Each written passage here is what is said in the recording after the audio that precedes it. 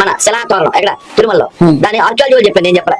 Carbon test చేసి దాని వయసు 2,56,00,000 సంవత్సరాలు. 2,56,00,000 సంవత్సరాలు. బాగా ముదిపోయిందిరా మీకు. పాపం వాళ్ళకి రేడియో యాక్టివ్ డేటింగ్ గురించి పూర్తిగా తెలియదు అంట. ఫర్ సపోజ్ నేను ఇప్పుడు 2025 సంవత్సరంలో ఒక రాయిని తీసుకుని దాన్ని నాకు ఇష్టం వచ్చిన ఒక వ్యక్తి రూపంలోకి చెక్కానే అనుకోండి. 100 సంవత్సరాల తర్వాత నేను చెక్కిన ఆ విగ్రహం పైన శాస్త్రవేత్తలు ఎవరైనా డేటింగ్ చేసి చూస్తే దాన్ని నేను 2025 సంవత్సరంలో చెక్కినప్పటికీ డేటింగ్ లో మాత్రం ఆ విగ్రహం బిలియన్ల సంవత్సరాల క్రితం నాటిది అని రిజల్ట్ చూపెడతారు.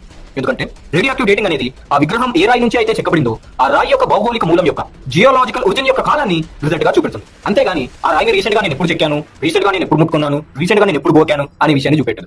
ఆ రేడియో యాక్టివ్ డేటింగ్ ప్రకారం ఆ విగ్రహం బిలియన్ల సంవత్సరాల క్రితం నాటిది అని రిజల్ట్ వచ్చింది కాబట్టి నేను మిలియన్ల సంవత్సరాల క్రితం నుంచే బతికి ఉన్నా, ఆ మిలియన్ల సంవత్సరాల క్రితం బతికి ఉండి ఆ విగ్రహాన్ని చెక్కాను. ఆ చెక్కబడ్డ రూపానికి చెందిన ఆ క్యారెక్టర్ ఏదైతే ఉందో ఆ క్యారెక్టర్ మిలియన్ సంవత్సరాల క్రితం ఉనికిలో ఉండి భూమిపైన సంతరించాడు కాబట్టి అతని రూపంలో విగ్రహం ఉంది అని నేను చెప్తే ఎంత కామెడీగా ఉంటుందో.